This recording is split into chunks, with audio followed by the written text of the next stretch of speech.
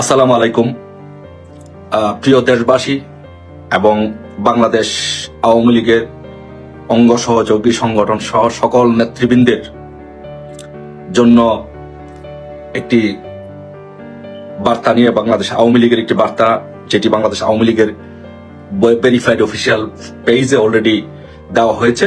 সেই বার্তাটি তৃণমূলে সকল জায়গায় পৌঁছে দেওয়ার জন্য আমি লাইভে আসলাম এবং কর্মসূচিটি আমি পড়ে শোনাচ্ছি। বাংলাদেশ আওয়ামী লীগের কর্মসূচিটি আমি বাংলাদেশ আওয়ামী লীগের প্রত্যেকটি নেতাকর্মীকে অনুরোধ করব, রিকোয়েস্ট করব, যারা এই লাইভটি দেখবেন এই কর্মসূচিটি একদম গণহারে শেয়ার করে আমাদের বাংলাদেশের তৃণমূলের সকল নেতাকর্মীদের কাছে এই লাইভটি পৌঁছে দিবেন, এই কথাটি পৌঁছে দিবেন, যেন আমাদের বাংলাদেশ আওয়ামী লীগের সকল পর্যায়ের নেতাকর্মী সম্মিলিতভাবে একসাথে একযোগে যেন আমরা বাংলাদেশ আওয়ামী লীগের দেওয়া কর্মসূচি, বঙ্গবন্ধু কন্যা শেখ হাসিনার দেওয়া কর্মসূচি যেন সকলে পালন করতে পারে এবং সকলের কাছে যেন সেই বার্তাগুলো পৌঁছে যায়।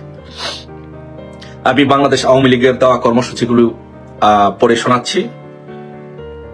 ফেব্রুয়ারি 2025 থেকে বাংলাদেশ আওয়ামী লীগের গৃহীত কর্মসূচিগুলো হচ্ছে নিম্নরূপ। 1 নম্বর, প্রথমত 1 ফেব্রুয়ারি শনিবার থেকে 5 ফেব্রুয়ারি বুধবার লিফলেট বা প্রচারপত্র বিলি করা হবে। 6 ফেব্রুয়ারি বৃহস্পতিবার প্রতিবাদ মিছিল করা হবে। 10 ফেব্রুয়ারি সোমবার বিক্ষোভ মিছিল করা হবে বাংলাদেশে। 16 ফেব্রুয়ারি রবিবার সর্বাত্মক অবরোধ কর্মসূচি পালন করবেন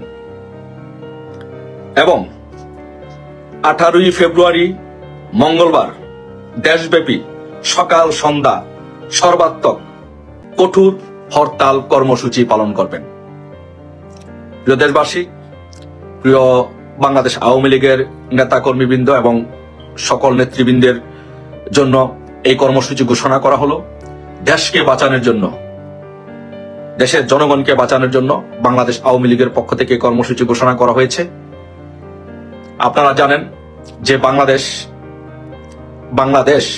5 আগস্ট একটি সন্ত্রাসী জঙ্গি হামলার উপর ভিত্তি করে বাংলাদেশকে সন্ত্রাসী রাষ্ট্র এবং জঙ্গি রাষ্ট্র বানানোর পায়তারা চলছে।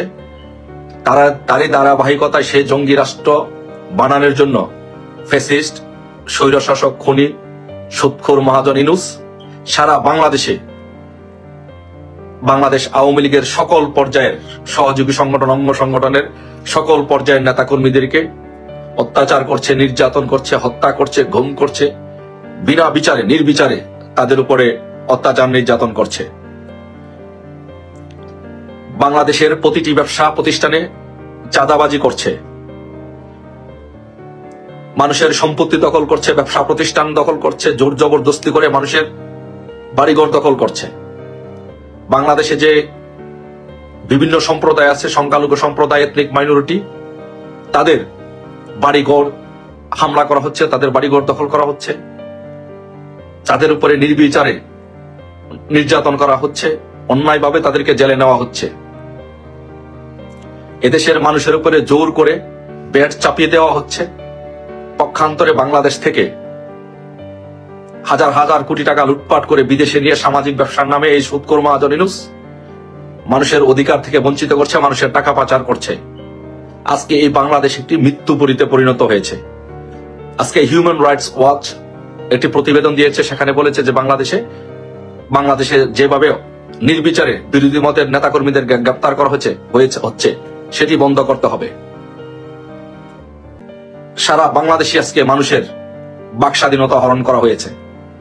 প্রত্যেকটি মানুষের আজকে কোনো বাক স্বাধীনতা নেই। আজকে তাদের সংবাদ প্রকাশ করতে পারছে না। মিডিয়াগুলোতে জোরপূর্বক এই ইউনূস বাহিনীর লেলিয়ে দেওয়া বাহিনী এবং বিএনপি জামাতের নেতাকর্মীরা জোরপূর্বক মিডিয়াগুলো দখল করে বসে আছে। বাংলাদেশে